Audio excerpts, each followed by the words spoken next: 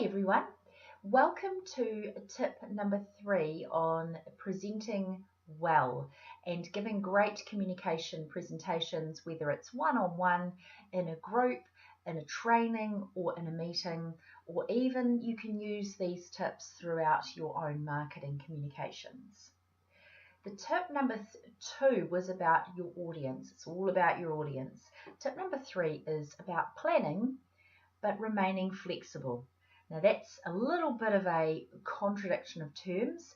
However, what I've realized in the world of presentation and training, really important to put the planning in, to understand your audience and all those things I talked about before, to know your environment, to know your topic, which I talk about next, and all those juicy things that have to be on point.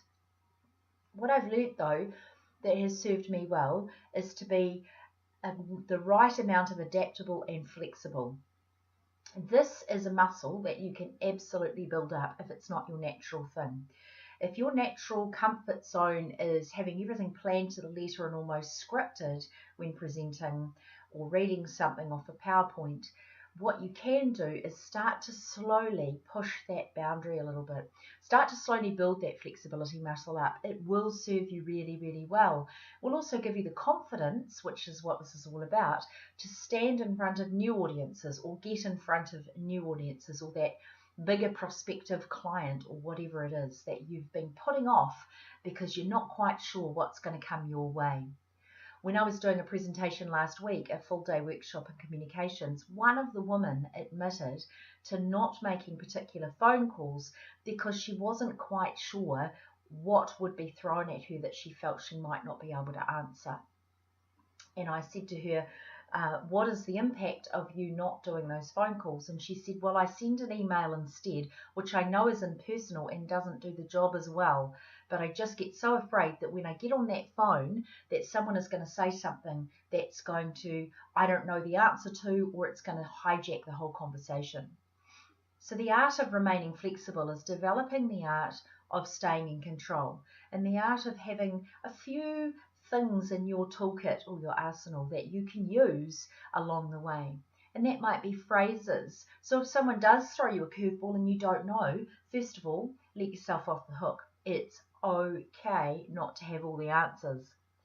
What it is okay to do also is to say, you know what, I don't have that answer right now, but what I can do is find out and perhaps get back to you.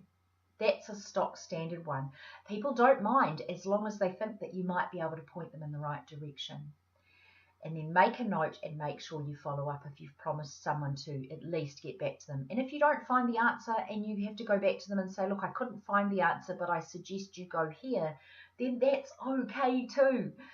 It's letting yourself off the hook and letting go of that need to be perfect that I find helps my flexibility muscle. I am a recovering self-perfectionist. That means that I have always set really high standards for myself and had really big expectations about what I can and can't give people. Not useful in these situations. The other thing that you can do if someone starts to hijack or take over a conversation or heckle from the training audience or whatever, don't be afraid of that. Just have another stock standard answer that you give. Great question or great input. Thanks, John. I tell you what, I'm going to just take this back on track for the sake of time. But if you'd like to discuss that point further, I'd like to chat with you in the break or after, or maybe you could send me an email, whatever's appropriate for you. So that person feels validated. It feels like you've let them have a little bit of a go, but you've bring the things back to the agenda, which your audience, even if it's 1-on-2 or at a meeting, will thank you for. Appearing flexible and adaptable is vital.